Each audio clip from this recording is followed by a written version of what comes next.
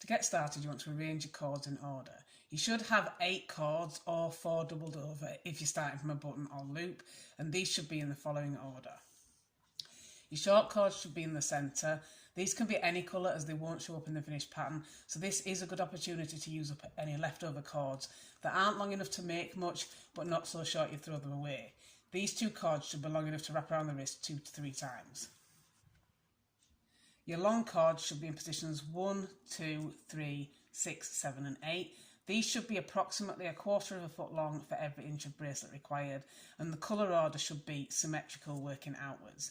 So colour number 1 is in position 1 and 8, colour number 2 is in position 2 and 7, and colour number 3 is in positions 3 and 6. This is a 5-row repeat pattern, and to get started I'm going to take the colours in positions 2 and 7, so this is colour number 2, and I'm going to bring it over the top of 3 and 6 and work a square knot over 4 and 5.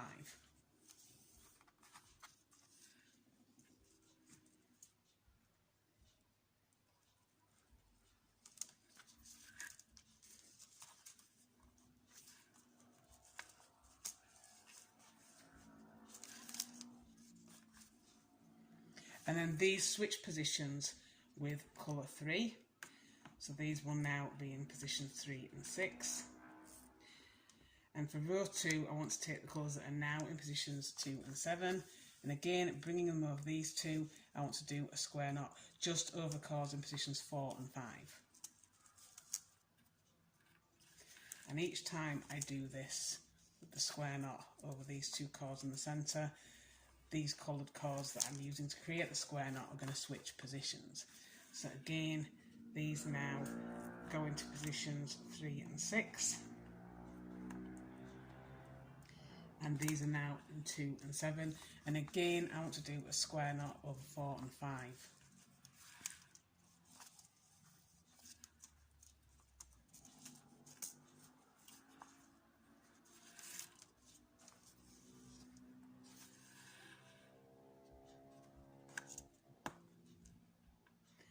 Like before, switching and then doing one last square knot for row 4, again bringing the chords over the top of 3 and 6, and then just working the square knot over 4 and 5.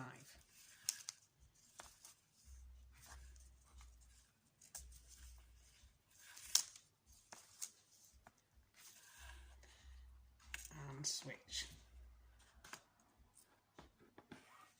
And then for row 5, let's take the chord in position number 1, and I want to work a hitch knot over the chords in positions 2, 3 and 4. So bringing it over the top and then pulling through here.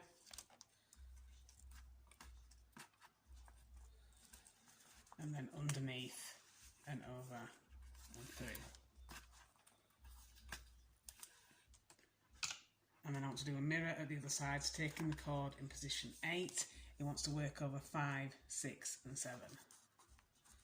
So it goes over, underneath here, and then through, and then under, and pull over, and through. And you want to repeat these 5 rows all the way down until you've got the bracelet as long as you want it to be.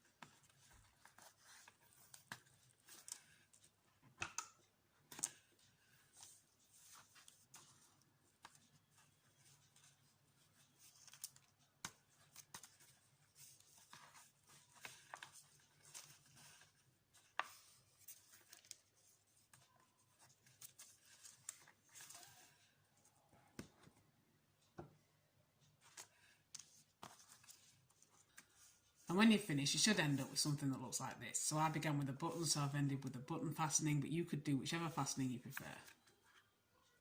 Alternately, you could make this bracelet as a 3-row repeat pattern by skipping rows 3 and 4, and you end up with something that looks like this. And that is your completed macrame bracelet.